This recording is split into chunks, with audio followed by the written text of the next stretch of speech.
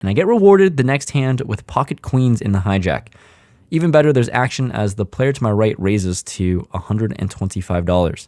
Definitely putting in a 3-bet with my premium holding, and people might actually think I'm steaming because I'm obviously not happy with how the last 2 hands have gone. I raise to $500, and he decides on just making the call. So once again, I'm in position, going heads up to a flop of 10-6-3 rainbow. He checks it over to me, which is pretty standard, and now with this really dry flop, I have an overpair that probably should be betting like a high percentage of the time. The issue is that sometimes I want to mix in checks, and this time I just didn't have a great feeling about my hand for some reason. Maybe things are just going really bad recently, so want to do some pot control and maybe disguise the strength of my hand. I decided on checking this one back.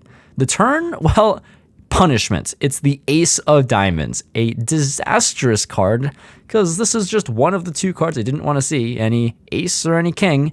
He starts with a check, and now I'm regretting my decision of checking the flop. Whatever, I have to check this turn now after such a bad one. Not a whole lot of action going on here, and the river is a 5. Doesn't really change the board a whole lot, and this player now bets out $500. I'm frustrated, I'm annoyed, he can easily have an ace, but I can't talk myself into a fold. I just make the call and flick it in there, and he shows us pocket kings. No way. Holy shit, we just lost the complete minimum, checking the flop and turn.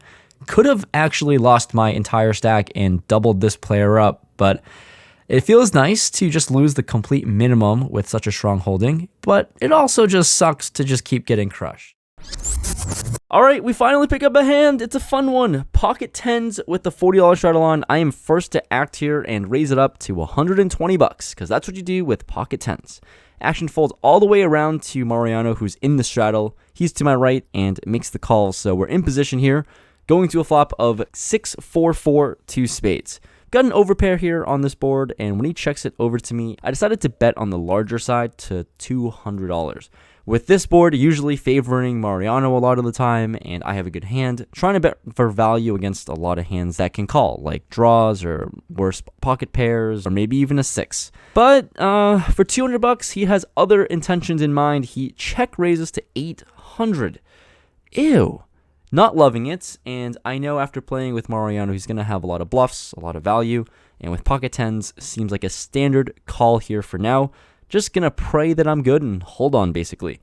We're off to see a turn, which is the 8 of spades, and this is not an amazing card, because basically all of his, or most of his bluffs get there, like spades or even 5-7, and he actually decides to check.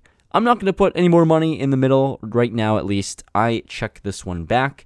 And the river is the Queen of Clubs. A card over my pair, and this board is just getting worse and worse for pocket 10s. And now he bets out $1,000. And look, I've played with Mariano a lot, and this $1,000 bet seems like it has to be an easy call as played. But all things considered, honestly, I just don't have a good feeling about this hand. Pocket 10s here isn't super strong, and the 8 of spades was such a bad card. Mainly because, like I said, all of his bluffs, all of his semi-bluffs get there, all the draws, and I just decided to fold. It's not my night right now. Things aren't going my way, and why would I think this hand would go any differently? I fold. I don't give him the $1,000, and luckily, me and him talked after the session, and he told me he had a full house. Pocket 6s. He flopped a freaking boat, want to get more money in the middle, and it's nice to not give our friend an extra $1,000 because he's kind of crushing the game right now and he doesn't need more money from a friend.